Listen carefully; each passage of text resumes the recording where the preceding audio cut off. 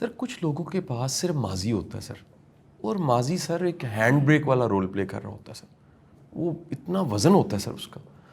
اچھا سر، وہ نہ چاہتے آج کو مستقبل کو ڈسکس کرتے کرتے ایک دم سر ماضی میں جاتے ہیں سر اور سر پھر واپس آتے ہیں سر.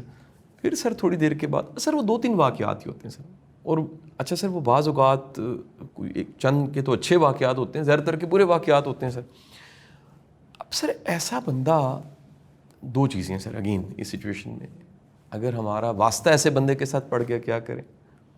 اور اگر ایسا بندہ ہمیں سن رہا ہے تو وہ سر آپ کی بات کو سننا چاہتا ہے اس وقت. دیکھیے، ماضی، آپ صرف ماضی کی بارے میں بات کر رہے ہیں. میں گزارش یہ کروں گا کہ ایون مستقبل، جی سر، یہ بھی انسان کی زندگی کے بہت بڑے ڈریگ ہیں. جی ماضی بھی اور مستقبل بھی. جی ماضی 2 طرح سے ڈریگ بن جائے گا ہماری زندگی میں. ایک تو ہم ماضی پرستی میں چلے گئے تو اپنے حال کو بھول جائیں گے، ہم ٹھیک ہے سر. اس پہ ایفرٹ نہیں کریں گے. جی سر. اور اگر ماضی کی تلخ یادیں ہیں تو وہ ہمیں پیسمزم کی طرف لے جائیں گی.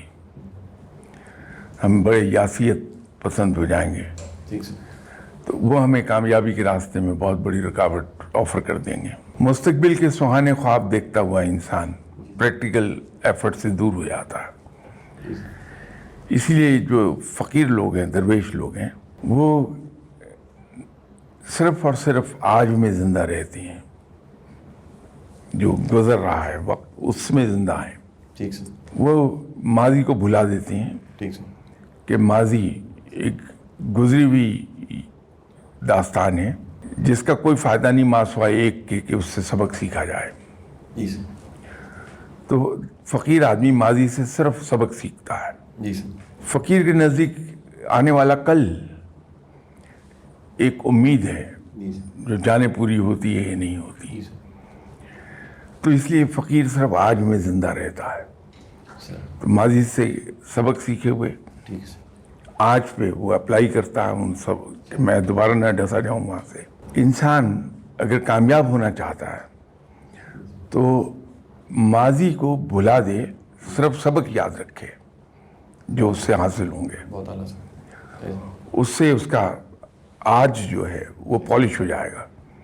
اور آنے والے کل کو صرف امید رکھے، امید سمجھے کہ یہ امید ہے، معلوم نہیں پوری ہوتی ہے کہ نہیں ہوتی، تو میں اس کی آس میں کیوں جیوں، میں آج پہ توجہ دوں گا. یہ کامیابی کا بڑا بنیادی فارمولہ ہے.